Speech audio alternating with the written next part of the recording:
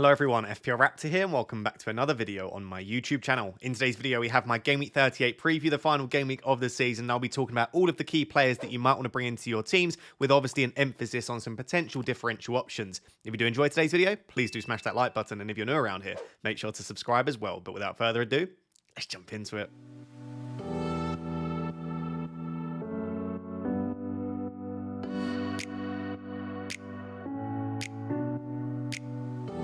So guys, in today's video I have a section for defenders, I have a section for midfielders, and I have a section for forwards as well.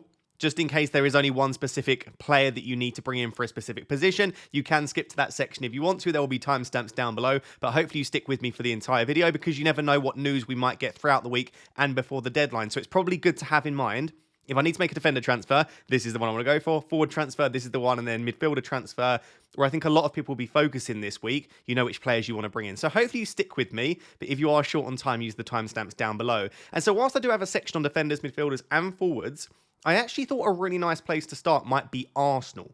Because yes, obviously we've got defenders and midfielders here anyway, but I'd quite like to just discuss the best Arsenal assets to own. Let's say that you want to triple up on Arsenal, and then if you don't want to triple up on Arsenal, or you're already there, well, here are some other alternative defenders, midfielders and forwards to consider. So hopefully that makes sense. And so starting with Arsenal, they're just unbelievable from every perspective. I mean, Man City, we know, are fantastic, and I don't want to discredit Manchester City, but the performances from Arsenal recently have been so impressive to keep pace with Manchester City as well. And the two teams are just performing incredibly well. Now, we will discuss a couple of Man City assets today, but I kind of feel like most people, if you're not already tripled up on City, you might have missed the boat. I mean, they've just had a double game week. Whereas with Arsenal, they obviously didn't double in 37. So some people are sat there with either 0 or only 1 Arsenal. And obviously they've got a home game where if they win it, they may well win the Premier League. It's not a bad idea to load up on Arsenal assets. So I've separated it into defenders and midfielders. So we've got 4 defenders, 5 midfielders. And at the moment, I think it's now 4 games on the bounce that Arteta has fielded the exact same 11. I would be very surprised, unless he can see something tactically against Everton, if Arteta didn't go 5 games in a row with the same lineup, because they are getting the job done. With that being said, if that is the case and they go with the exact same lineup, all of these players should start in Game Week 38. But of course, some of them are more likely to get early subs. Some of them are at risk of not starting. The back 4 for Arsenal over the last 4 games in a row has been Tomiyasu, Gabriel, Saliba and White. We've known for a while now that Gabriel, Saliba and White are the 3 most nailed. So obviously if you want a nailed defender, honestly pick any of them, because Gabriel and White will have greater goal threat and assist threat than Saliba. Right, we can see here Saliba's attacking data isn't brilliant, but what Saliba has over Gabriel and White, you would have seen this recently, is he's an absolute monster for bonus points. So I feel like with Gabriel, Saliba and White, just take your pick of who you fancy for Game Week 38, because in a single week, who knows which defender might get you an attacking return. And if you just think, actually, none of them might, well then genuinely Saliba, with the amount of bonus points he picks up, may well be the one to go for. So you could almost flip a coin, or you can't flip a coin because there are 3 options, but you could almost randomize, use the wheel of options, spin it round, and whoever it lands on, just pick that player, because in all honesty, all 3 of them are fantastic.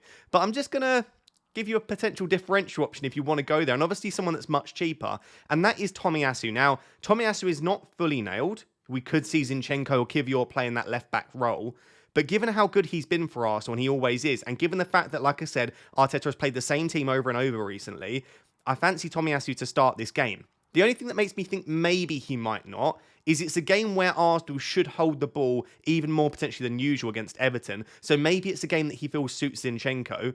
But if you want to take the risk, or maybe we get a leak, Tomiyasu's attacking data, both across the season and across the last 6, is the best of all of the Arsenal options on this list. Of course, Zinchenko also has really good data too. So if we know who starts at left back, it could be a really nice option. You can actually see over the last 6, Tomiyasu has 0.22 non-penalty expected goal involvement per 90, which is really strong. It matches up against some of the really attacking defenders we've seen in the past. It's better than Gabriel. It's better than Ben White. So yeah, I really like Tomiyasu as an option, but I guess his minutes are less secure, as you can see by the amount of minutes he's played per game over the last 6.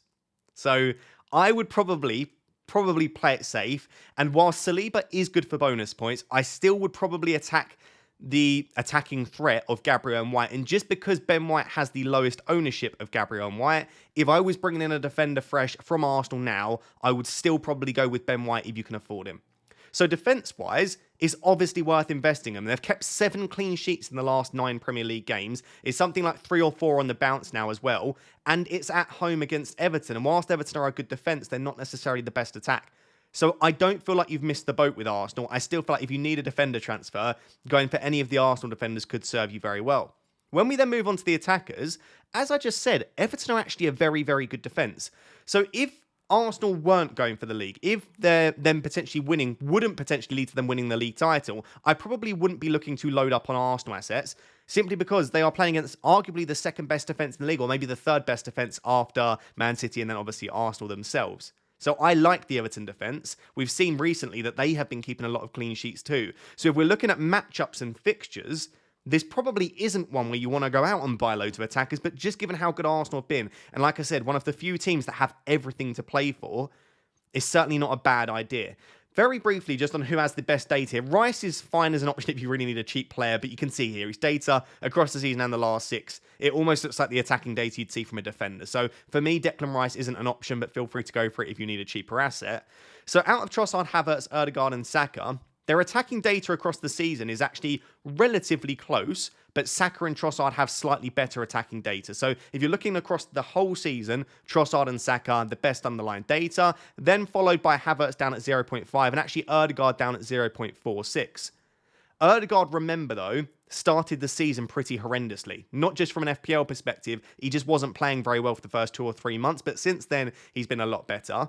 When we then look across the last 6, it's actually Trossard once again that has some of the best attacking data. It's actually up at 0.73 non-penalty expected goal involvement per 90. I will just say the tap-in that he had in Game Week 37 against Man United will have obviously inflated that, but he's getting into the right position. So Trossard, across the season and across the last 6, really, really good data. What we've actually seen, though, is a big improvement from Kai Havertz, because remember, across the season, he's been playing as a number 8, he's been playing as a number 9, or like a false 9 as well. But recently, he's been playing out and out as a number 9 for Arsenal, and he's getting into more attacking positions, and his data is incredibly strong as well. Saka's data, though, remains very, very consistent. So Saka hasn't necessarily seen a massive downturn, and even Ødegaard has actually had a little bit of an improvement. But if we are looking at the data, combining across the last 6 across the season, Trossard is arguably the one to go for, then followed by Havertz, then maybe Saka, then Ødegaard.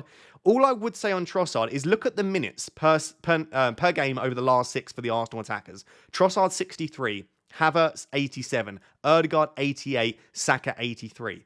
This underlying data is per 90. If Trossard is only getting 60 minutes on average, even if he starts, he tends to come off around 70, 75 at the latest, well, then his per 90 data doesn't matter because he's not getting 90, right?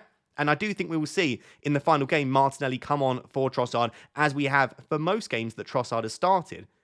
So I think once you actually take into account minutes, once you take into account the risk of maybe not starting for Trossard, which I think is very, very small, I would argue that probably just going off of the data, Havertz is probably the best bet that you have for Game Week 38 because he's got really good data. He's passing the eye test as well, but his minutes are very secure. I think after Havertz, just given that his minutes haven't been perfect, he's a slight injury doubt because he's clearly struggling with something, Saka.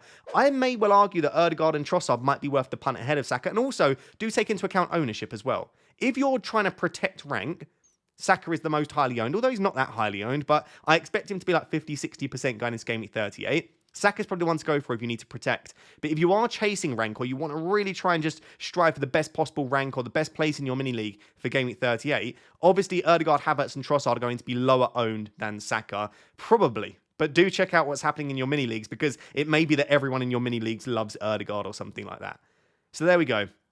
I'll stop it there because I could talk about Arsenal assets for days.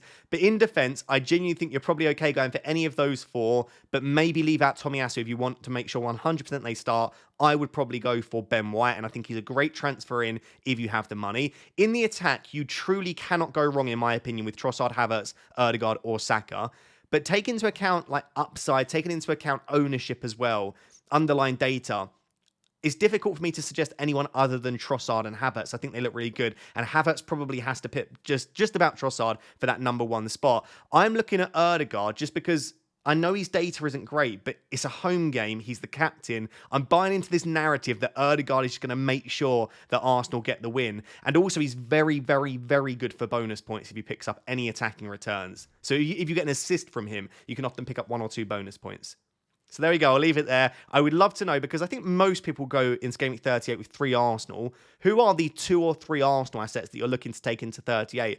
And does Everton's defensive data put you off from maybe bringing in an Arsenal attacker, or do you just think Arsenal are that good?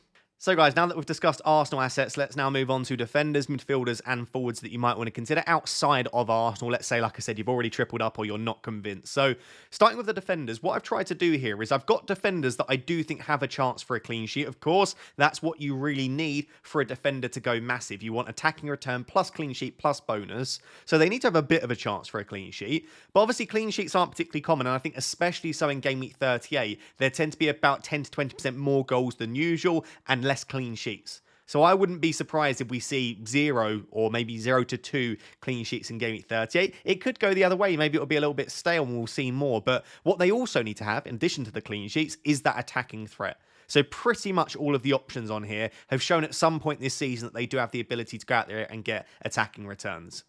So let's fly through some of these options.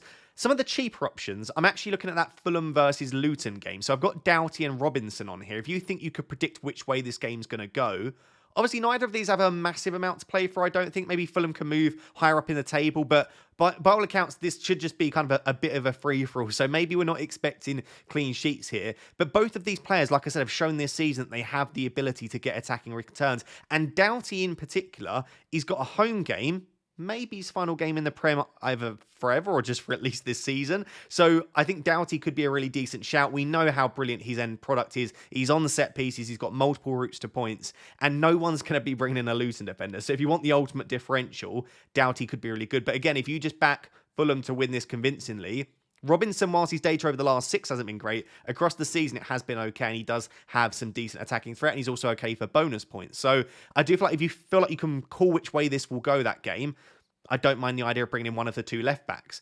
Moving on to a slightly, maybe fixture-wise, a slightly weaker option, but eye test-wise and data-wise, he's been very strong, and that is Munoz of Crystal Palace. We're going to discuss this fixture throughout the video because immediately when I looked at this, I was like, Villa versus Palace, I don't really want to bring in assets from either team. It's very difficult to try and predict, but Crystal Palace in particular have been so good recently. Munoz and Mitchell to some extent have been very, very strong. You can see here the attacking data is pretty good. I don't think he's the best player to bring in just because I do think the fixture is relatively tricky, and I wouldn't necessarily expect a clean sheet for Palace, but Munoz isn't a bad option. At least he's showing some serious attacking threat. So I think those would probably be my 3 favoured cheaper options if you need a cheaper option. But I think a lot of people have that money still. So who are you looking at outside of that?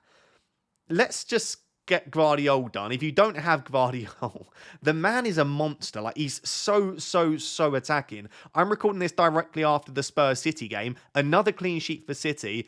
Gvardiol could have had another 1, 2, 3 attacking returns in that game. I'm not saying his data suggested he deserved that, but he blazed a volley over the bar. He went on a mazy run and slid the ball through to Bernardo Silva. He's playing like I said in the previous video, it's like Cancelo and Gundogan merged into one on that left side for Man City. So with respect to ownership and what you could gain, he's going to be so highly owned going into Game Week 38, probably like 70, 80%. Most of your mini league rivals will probably have Gvardiol. So you're probably not going to gain much with him. But if you are just ignoring ownership and looking at outright ability, haul ability, likely for clean sheet, likely for attacking return, Gvardiol kind of has to be top. I would even argue, and this feels crazy saying, given how good Arsenal are, I would even argue I would rather Gvardiol to someone like a Gabriel or Ben White. So for me, Gvardiol is at the top, but you need to take into account your own personal position and whether you need more of a differential option.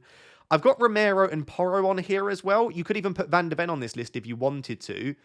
I don't think there's anyone outside of that. People are looking at Emerson Royale, but obviously he was dropped going into the second game of Game Week 37. So I don't think you'd want to consider anyone outside of Porro, Romero, and Van de Ven.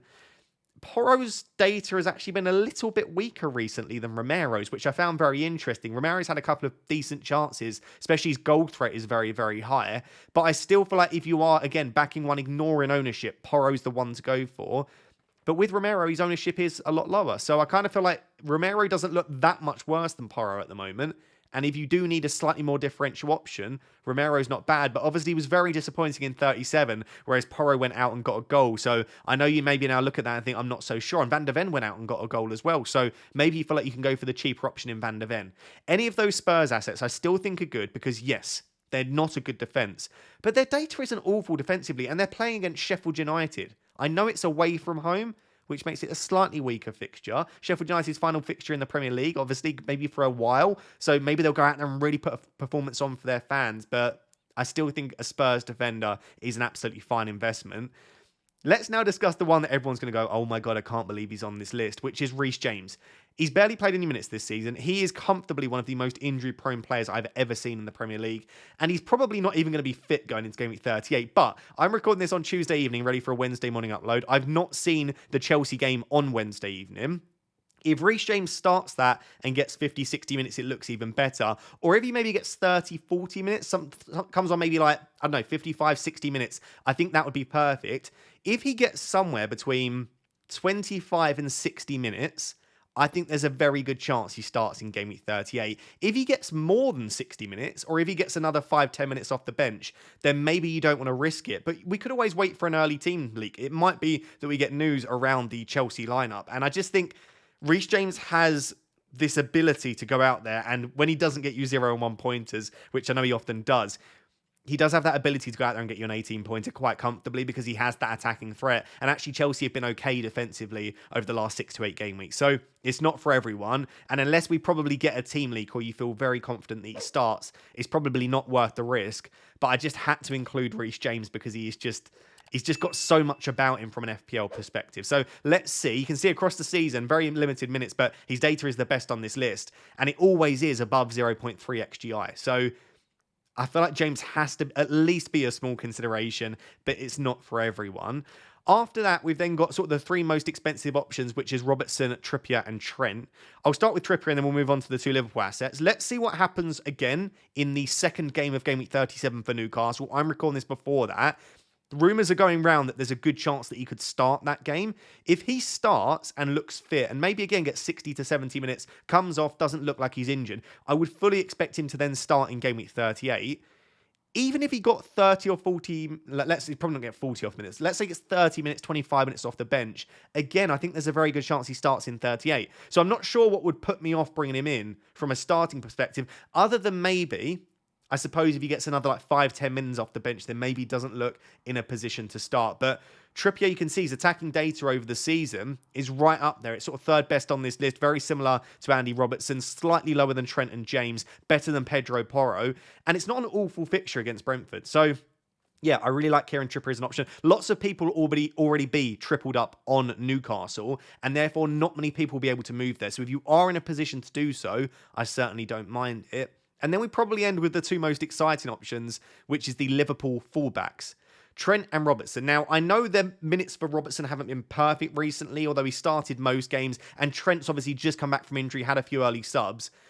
Last game of the season, nothing else to play for, Klopp's final game at home. I would be incredibly shocked if Robertson and Trent don't start and play at least 60. So I don't think you have to worry about minutes for Robertson and Trent, but maybe let's at least wait for a team leak because it could be that there are some surprises, you never know. When we look at data across the season, Trent does slightly edge it, but look at the data across the last 6 for Andy Robertson. I'm very frustrated because I brought him in for double game week 34 on the free hit and he didn't get many attacking returns. But outside of that, he's been getting attacking returns for fun. His data is very, very strong. I still think I would probably just lean towards saying Trent if you have the money. But if you don't, or you just fancy a slightly lower owned option, Robertson's data has been comfortably, it's been even better than Gvardiol, who has been getting so many attacking returns. So I would have Andy Robertson up there as in my top 3 defender transfers for this week. So there we go. If I was to quickly summarise, cheaper options, basically, just take a punt on whoever you think is good. I actually genuinely like Doughty just because of the attacking threat he carries. But if I'm ignoring everything and just saying, who do I think are the 3 best defenders to own this week going into Game Week 38, I think it's Gvardiol, Robertson, I would go for, and then probably Ben White. If you're ignoring Arsenal, it's probably Gvardiol, Robertson, and then one of Trent, Trippier, Porro, probably. So those, I know they're very expensive. If you can't afford them, obviously think about some cheaper assets such as Tomiyasu or Doughty. But those, in my opinion, would be the best defenders for 38. So guys, moving on to the midfielders, and I think this is where a lot of you are using your transfers this week, and it's probably where I'll be using at least one. I might even be taking a -4 hit to bring in 2 midfielders, and there's a couple of reasons for this. Number one, there are some highly owned assets in the midfield that you might want to look to remove if you truly are chasing, but also midfielders also have the highest also have the highest upside as well, because with midfielders you often get goal scorers, but they also get the extra point for a goal and an extra point for a clean sheet. And I say this almost every week, and it's probably getting boring now, but that's why I also like to captain midfielders often. Unless we're looking at someone like Erling Haaland, you will see I very rarely, and sometimes to my detriment, captain the likes of Ollie Watkins or other forwards, unless they're on penalty sometimes. But because those midfielders it's so much easier to get a haul. And the example I always use is a midfielder, the most points that they can get with 1 goal is 11. The most points a forward can get with 1 goal is 9. Right? A midfielder getting a hat-trick will be 20 points. A forward getting a hat-trick will be 17 points. So, obviously, you still just want to go for the one that you think will get the most points and the most goals. But if you think there are 2 equally good options, I often do back the midfielder. So, with that being said, here are some interesting midfield options that you might want to consider, outside, of course, of those main 4 options from Arsenal, who I still think are arguably as good as, if not better than, a lot of these options here. I haven't included on this list Palmer, Son, Foden. I think it's just those 3 there, simply because they are very highly owned by a lot of people. And I ever think you're at a stage now, if you don't have them, I probably wouldn't bother bringing them in unless you're really defending. And if you do have them, obviously you've got the choice, like I said, to maybe remove them for a more lowly owned asset. So here are some of my favourite midfield options. There are, of course, a hell of a lot more midfield options that you might want to consider. And if I've not discussed a midfielder here that you think is really good, please let me know down below and I'll let you know what I think about them. But I'll start with the cheapest option here, which is actually Adingra. Now, I think Pascal Gross is obviously a very good option too. His minutes will be more secure. He's probably on penalties unless João Pedro is back, which it's rumoured that he could even be back for the second game in 37. But if he's back for 38, maybe Gross wouldn't be. But I just think Adingra is a really nice, good option for 5 million. You can see, though, the issue that you've got with Adingra is that his data across the last 6 and across the season is really, really poor. So it's probably not worth it, considering he's not on pens. His minutes aren't perfect. It's a great fixture against Manchester United at home, by the way, but unless you are really struggling for funds, and let's say you're trying to move back to a Haaland, or you're trying to squeeze Salah in and you need to make a real big downgrade in midfield, Adingra is probably not the best option that you can choose for this week, but he definitely deserves consideration, as do pretty much any players that play against Manchester United. I'm actually going to discuss Elise and Eze next, because I genuinely think they could be 2 of the best options for Game Week 38. Again, as I said when I was talking about Munoz, when you look at this fixture initially, you're like, Aston Villa at home. Yes, it's at home, and they are very good at Selhurst Park, but Villa have just secured Champions League football. And by the way, massive congratulations if you do support Aston Villa. That must be a brilliant feeling. So it's not a perfect fixture on paper, but Villa have been shipping goals recently. Crystal Palace, since Glasner have come in, and even in more recent games, have been scoring for fun. I still back Palace to score 2 or 3 goals here. I really do. So you could certainly do worse. And Elise and Eze are just performing impeccably at the moment. Across the season, Elise's data is slightly stronger, 0.65 to 0.62. But across the last 6, I know Elise's been the one getting the attacking returns. And trust me, I love Elise. Like, in terms of preference for player, I'd say Elise's in my top 3 favourite players in the Premier League. I absolutely adore him as a footballer. But Eze's underlying data is seriously good. And I just wonder, yes, Elise, like I said, has been the one returning. But is Eze going slightly more under the radar because his returns haven't been as good as Elise? When you look at this data, it's comfortably the best on this list. And this is a list including the likes of KDB and Salah. He's got 0.87 non-penalty expected goal involvement per 90 over the last 6. And I would say Eze's minutes are probably more secure than Elise as well. They're definitely both going to start, but Eze's more likely to stay on the pitch than Elise.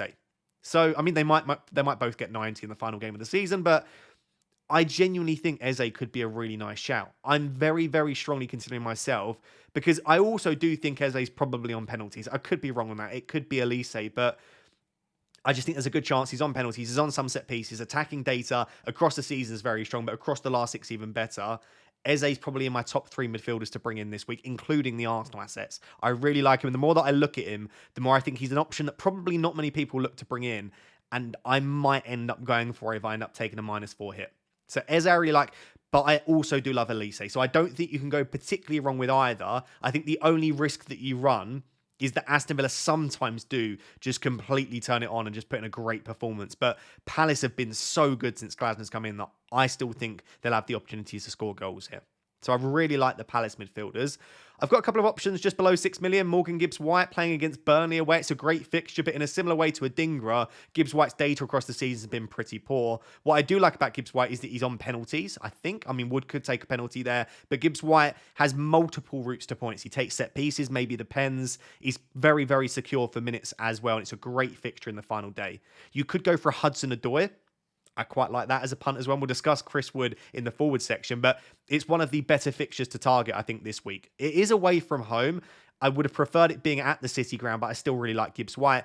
And Johnson, I know he only got a single assist in double GAMEWEEK 37, but his data's pretty good across the season and across the last 6. This is not including the data from the City game, because I made the tables just before that game. But you can see here that he's pretty good for minutes, pretty good for underlying data. He will get chances against Sheffield United away. And if we are talking about fixtures to target, it really is that Sheffield United away game. It's arguably the best fixture in GameWeek 38. So if you're not yet tripled up on Spurs and you don't want to bring in a Spurs defender, Brennan Johnson could be really good. I do have Maddison on this list, but his minutes have just not been particularly good, and he's just not passing the eye test. He doesn't look the same. I think you could probably do a lot better than Maddison. The reason he's on here is just his historical data and performances are very strong. And in one game, like, anything can happen. And I know that's such a stupid thing that would just bring in anyone, right? You still want to bring in good players, but Maddison is a class player. He is playing against one of the weakest teams in the league, if not the weakest team in the league. He could still put on a good performance. And he's also pretty good for bonus points, as are a lot of creative players when they do end up getting an attacking return. So I don't hate Maddison. I'd probably just rather Brennan Johnson for £2 million cheaper, in all honesty. Mbeumo has snuck his way into this list somehow, because his data across the season is the same as Eze. It's just only slightly worse than Elise. More recently, though, Mbeumo's data has been a bit weaker. But in a similar way to what I said with some of these other players, it's just in a single fixture, his data across the last 6, no, it's not perfect, but we've seen over a long enough spell now that Mbeumo has that ability to go out and get 2-3 attacking returns in a single game. And it's at home. If it was Newcastle away at St James's Park, I wouldn't like this as a fixture. But at home, whilst Newcastle are slightly better defensively recently, they are very vulnerable away from home. So I don't mind the idea of bringing in Mbeumo, final home game of the season. I do expect him to stay at Brentford next season, but it may potentially be. There's a lot of people looking at maybe picking him up. It could be his last game for Brentford at home. So I do like Mbeumo as an option. Then I've got two Liverpool assets, and I've also got KDB. I'm going to start with KDB. If you're not tripled up on City, I would be very tempted to go KDB instead of Gvardiol. But I also said that, obviously, going into GameWeek 37. I said it going into GameWeek 35. And since then, Gvardiol has been a much better option than KDB for much cheaper. But I just think if you're attacking the upside, KDB going into the final game of the season at home, it could be brilliant. And as you can see, across the last 6, his data is the second best on this list. It's better than Elise. It's better than Diaz. It's better than Salah. It's better than all of these other options. His data's been extremely strong. He's been very unlucky not to get more attacking returns. And even across the season, I think it's the second best on this list, only behind Mohamed Salah. So KDB is backing up the fact that he always passes the eye test with some pretty good underlying data. And as we've spoken about with the likes of Ødegaard and to some extent Eze, these sort of players are so good for bonus points when they get attacking returns. So I still like KDB as an option, but he's very expensive, obviously, and it does probably prevent you from getting the likes of Foden, Haaland and Gvardiol. So I'd still consider him. But there are other midfield assets, and I do still like the idea of Diaz and Salah against Wolves at home. Now, Liverpool have not been great. No one will try to pretend that they have been. People have been saying they bottled the league. I don't think they've bottled it. They've just not had a good run of form in the back end of the season. However, even across that terrible run, they're now starting to put together performances where they're scoring goals. They did go through that spell where they didn't score an open play goal for like 500 minutes or something like that, which was awful. But since then, they've been scoring goals. They are conceding goals for fun, but you don't care about that as long as they're getting the goals. And I think it might be a false narrative, but this needs to be a good send-off for Klopp, because the end of the season has been so disappointing for everyone involved with Liverpool. Give him a good send-off, right? They need to give him something in this game. So I feel like there will be some extra motivation. So whilst Liverpool have nothing to play for technically, I think they have everything to play for to give Klopp the right send-off. So I still expect Liverpool to go out there and try and score a few goals here. And I would expect Luis Diaz and Salah to both start. And as you can see, across the last 6, their data is very, very similar. 0.66 and 0.69. But across the season and even across the last few seasons, Mohamed Salah's just been so incredibly consistent. He's also on penalties as well. I feel like if you've got the money to go for Salah, go for it. And I certainly don't mind the idea of bringing him in for like a -4 if you're really chasing and handing him the armband, because this could also be Salah's last game. Everyone associated with Liverpool seems to be saying that it won't be his last game, but you never know. And I just think that this could be a nice farewell to Salah from FPL, potentially. So those are the options that I'd be considering. Just to, again, recap, I think if I was going for a cheaper option, it's probably Elise, Johnson or Eze, but I'd probably lean towards one of the Palace options. Honestly, they've just been so incredibly impressive, and I've got my eye on Eze. But if you do have all of the money in the world and you're looking at another option, if it's not going to be those Arsenal midfielders, I'm probably looking at maybe either bringing in KDB if you can get a third City asset in, or just Luis Diaz or Salah. That being said, I would probably put the 4 Arsenal assets above pretty much all of those options, bar maybe Eze and KDB, simply because, like I said, they've got everything to play for, the underlying data is there, and it is a home fixture to end the season. So there we go.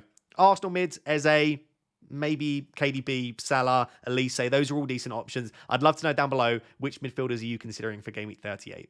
So guys, moving on to the forwards, and I was actually surprised that there were so many forwards to consider, because usually when we're thinking about the forwards, especially across the last 6 to 8 weeks, it's not been perfect trying to even pick 3 of them. But there are quite a few that you could consider, dependent again upon whether you are chasing, whether you're trying to defend, what you are looking for.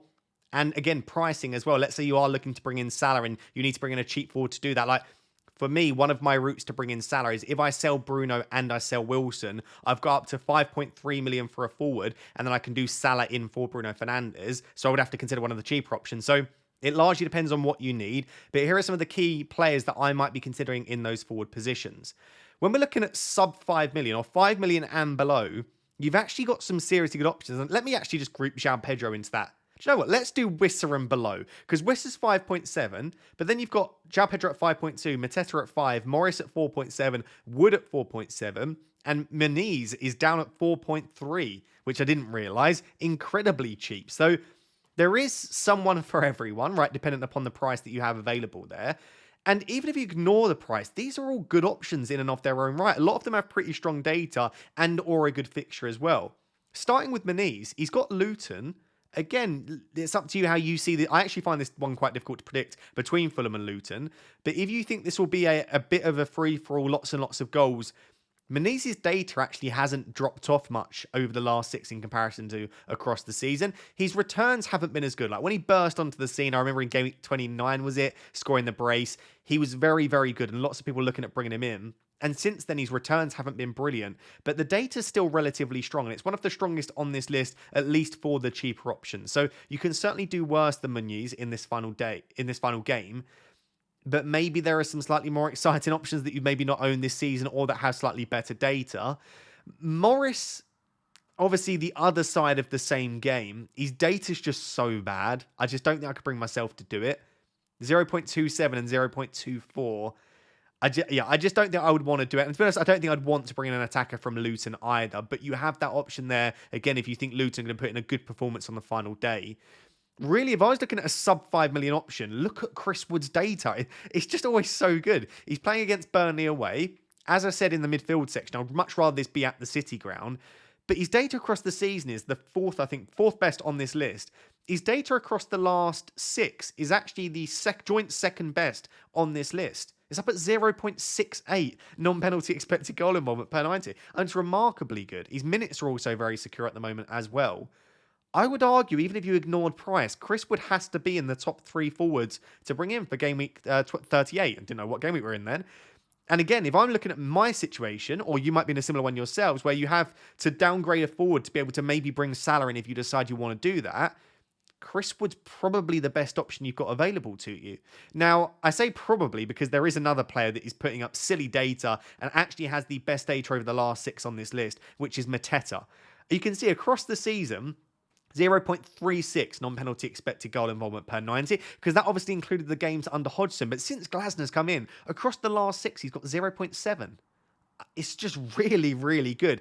And what I also like about Mateta he's a proper finisher. When he gets the chance, he tends to take it. And I think he's in a very hot run at the moment and he's feeling very confident. I don't know that I can say the same about Chris Wood. He's missed a lot of chances in recent weeks. With Mateta, you just feel like you give him a chance, he'll finish it. He does miss chances, I know, but you just get a good feeling from him at the moment in terms of confidence levels. So I think for me, the two cheaper assets that I would consider 5 million and below would be Wood and Mateta. Like I said, you've got João Pedro and Wissa, who are still pretty cheap. I've got João Pedro on here simply because there are rumours going around that he could be available for the Chelsea game, the second game in Game Week 37. And if he is available, even if he doesn't get too many minutes, I think there's a good chance he starts against United in 38. And if he does start, he is an okay option. But his data across the season isn't mind-blowing. His data across the last 6 isn't either. And I still think Brighton just don't seem to be clicking massively. And whilst it is a good fixture, I just feel like you maybe could do slightly better with maybe even players that are slightly more secure for minutes. And that's maybe the slight issue you've got with Wissa as well. I do think he'll start for what it's worth, but it's not a perfect fixture. His data isn't that good either. I've put him on here just because he has had game weeks this season where he's got multiple returns. But if it's Wissa versus Mateta or Wissa versus Wood, I'm probably going to choose the latter two. So for me, if you're looking at cheap forwards, top 3 would be Wood, Mateta and Meniz. And I would probably just about, believe it or not, lean towards Chris Wood, but maybe I shouldn't be overlooking Mateta. I suppose it also depends upon whether you're maybe looking at bringing in an Eze or Elise. Maybe you don't want to double up on the Palace attack. Then we've got 4 options that are 7 million and above, which is Jackson, Gakpo, Isak and Watkins. I'll cover Jackson and Isak because they've got the best data on this list across the season, right? They are the 2 strongest, Jackson and Isak. And I would argue they are 2 of the best forwards for Game Week 38 as well. However, neither of them have a perfect fixture. Bournemouth at home, Bournemouth are pretty good defensively. And Brentford away, again, we know that Newcastle are much stronger at home. And the other thing that you've got with Jackson and Isak is they are very highly owned.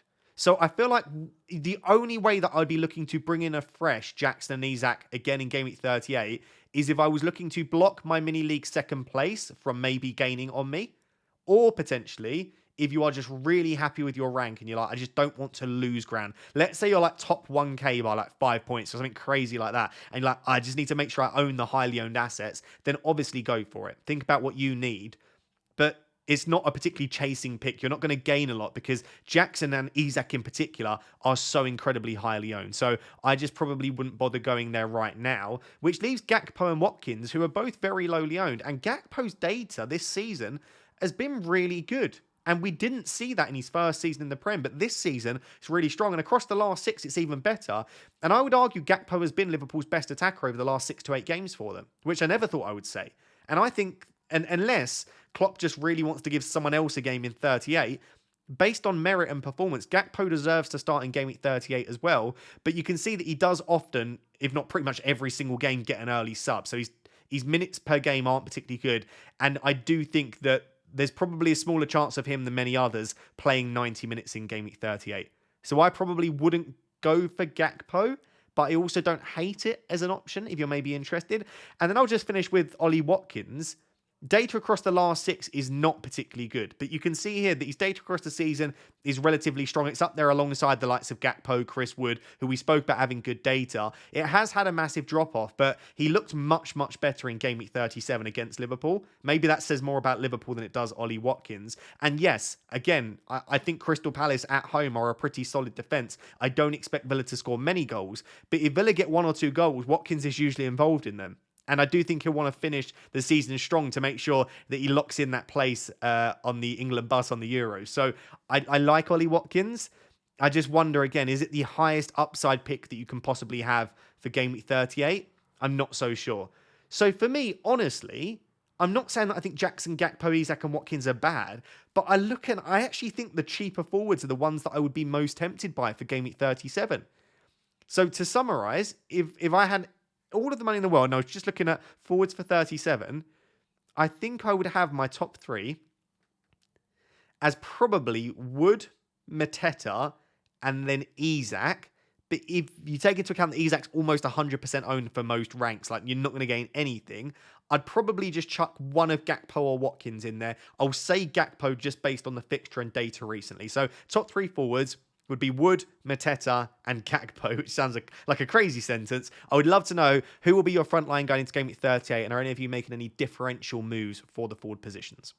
So guys, there you have it. That is the final Game Week preview video of the season. I hope you have enjoyed these videos throughout the season. They are my lowest viewed videos by far. They're also the longest videos as well. Maybe there's a correlation, but I love making them. This is the one video a week that I can get really nerdy with the stats and go a little bit deeper. So if you do enjoy these videos, please let me know down below that you want to see them for next season, and make sure to drop a like while you're down there as well. I do really appreciate it. Until next time, which will be my team selection video. Thank you very much for watching. Bye-bye.